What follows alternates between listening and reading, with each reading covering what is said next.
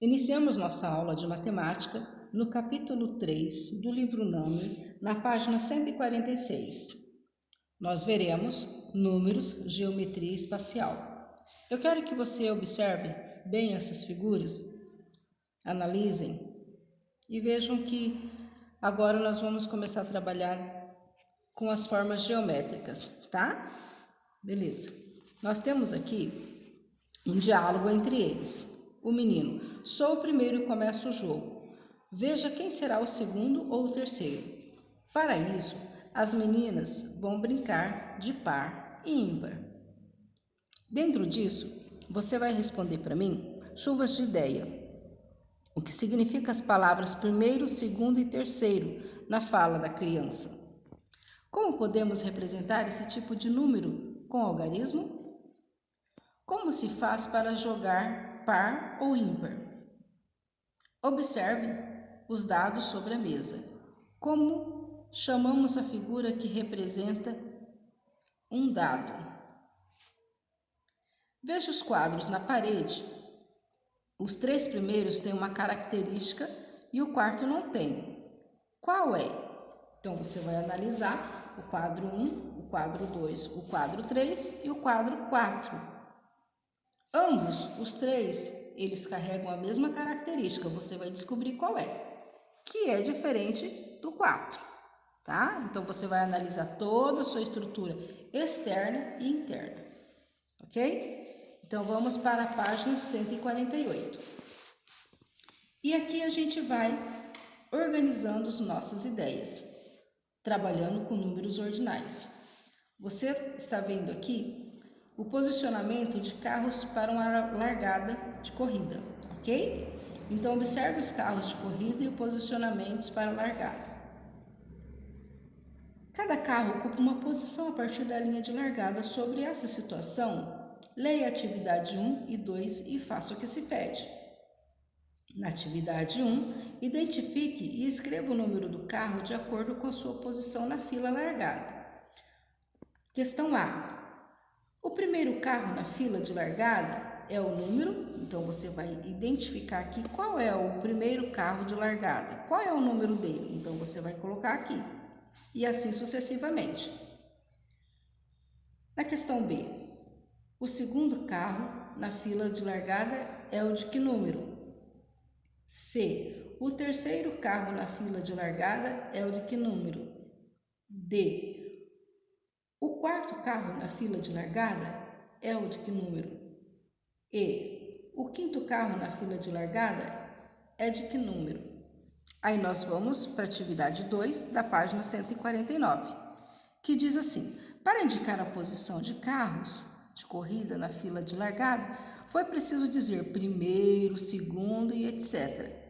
Na matemática, em vez de escrevermos essas palavras, podemos usar algarismo e acrescentar o símbolo, tá? Do primeiro aqui, ó, para ordinais masculinos e primeira A para femininos. Esses números assim escritos são chamados de números ordinais. Veja no quadro. Primeiro, escrito por extenso, e depois em números ordinais. Segundo, terceiro. Observe novamente o desenho e complete a tabela escrevendo um número ordinal e a sua forma por extenso de acordo com o número do carro. Observe o exemplo. Nós temos aqui o número de carro, depois nós temos lugar da largada e depois a escrita matemática. Primeiro, carro 13, depois lugar de largada quinto e depois a escrita matemática dos números ordinais em número quinto, ok? Então você vai fazer assim com cada um deles, que a numeração estão no carro da imagem da página 148. Na atividade 3, escreva o nome dos alunos que sentam na sua fileira, na ordem que aparecem, começando pelo que está mais próximo da lousa. Nesse momento, como nós estamos em casa, se você lembrar, você coloque quem senta na primeiro, o segundo, o terceiro, o quarto, o quinto, o sexto e o sétimo. Se acaso você não lembrar dessas informações, pode colocar a descrição da sua família. Quem está mais próximo de você agora, nesse momento? Depois, quem está em segundo lugar, em terceiro, em quarto, ok? Vamos para a página 150. Nós temos na atividade 4, Carlos, Luiz, Tiago e Paulo estão participando de uma troca de faixa de campeonato de judô na escola. Para organizar a troca de faixas, foi pedido a essas crianças que formassem uma fila por ordem alfabética. Descreva a posição em que as crianças deverão estar na fila e escreva os seus nomes. Então, nós temos aqui o primeiro lugar, o segundo lugar, o terceiro lugar e o quarto lugar. Se falou que é para escrever em ordem alfabética, você vai colocar em ordem alfabética os nomes, ok? Atividade 5. Escreva os números ordinais por extenso no quadro. Que número é esse? 7º, ok? Então, você vai escrever por extenso 7º e assim sucessivamente. Então, eu tenho 7º, 9º, 10º, 8º, 5º, 3ª, 9ª e 10ª. Preste atenção que nessa coluna aqui, os números seriam como se fosse masculino. E nessa segunda tabela, nós temos o número como seria feminino. Então, aqui seria 7º e aqui 5ª. Preste atenção para isso, tá? Ok? Vamos para a página 151. Trabalharemos com o número par e o número ímpar. Atividade 6. Observe as crianças dançando em uma festa junina. Então, você está olhando todo essa paisagem, né? Tá? Nós temos um casal, 2 casal, 3 casal, 4 casais, ok? Agora responda ao que se pede. A. Quantas crianças estão dançando? Você vai contar, ok? Quantos grupos de 2 crianças foram formados? Ok? Há quantas crianças sobrando? Você vai responder.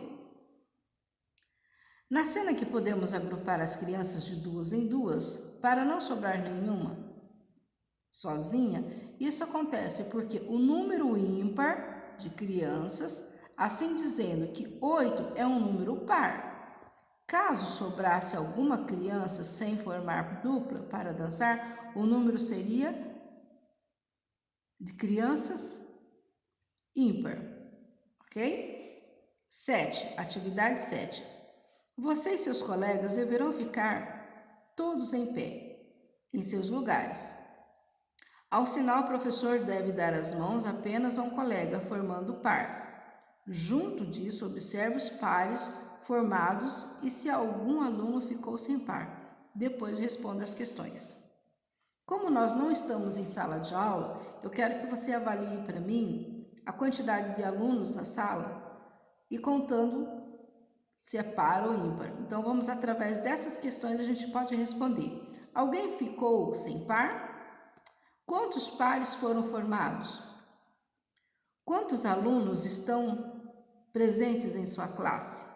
Você e seus colegas formam um número par ou ímpar? Eu quero que vocês façam essa soma ou contagem. Nós temos 11 alunos e um professor, ok? Então, você vai assimilar dentro dessas informações que você tem e colocar para mim as quantidades corretas aqui, ok? Vamos para a página 152. Na atividade 8, Larissa escreveu de 1 a 40 e verificou quais esses pares e quais eram ímpares.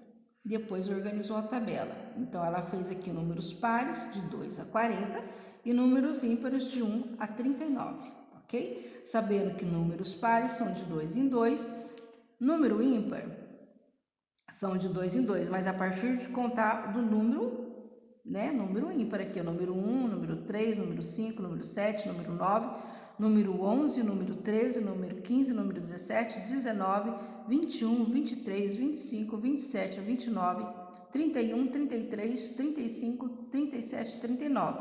No número par, nós vamos lá, começando pelo número 2. Número 2, 4, 6, 8, 10, 12, 14, 16, 18, 20, 22, 24, 26, 28, 30, 32, 34, 36, 38, 40, ok? A partir disso, vamos para a questão lá da 8. Observe os algarismos da unidade de cada número par, ok? Quais são os algarismos que se repetem nesses números? B. Observe o algarismo da unidade dos números ímpar. Quais são os algarismos que se repetem nesses números? Fiquem bastante atentos que vai ser muito fácil de você pegar a semelhança do que ele segue aqui. Tá muito fácil isso. Para saber se o número é par ou ímpar, não é necessário formar pares, basta observar o algarismo da unidade. Leia a explicação das crianças.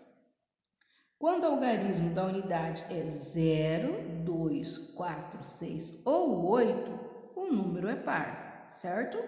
Então, quando o número é 0, que não tem aqui, quer dizer, 2, 4, 6, 8 e 0, ele é par.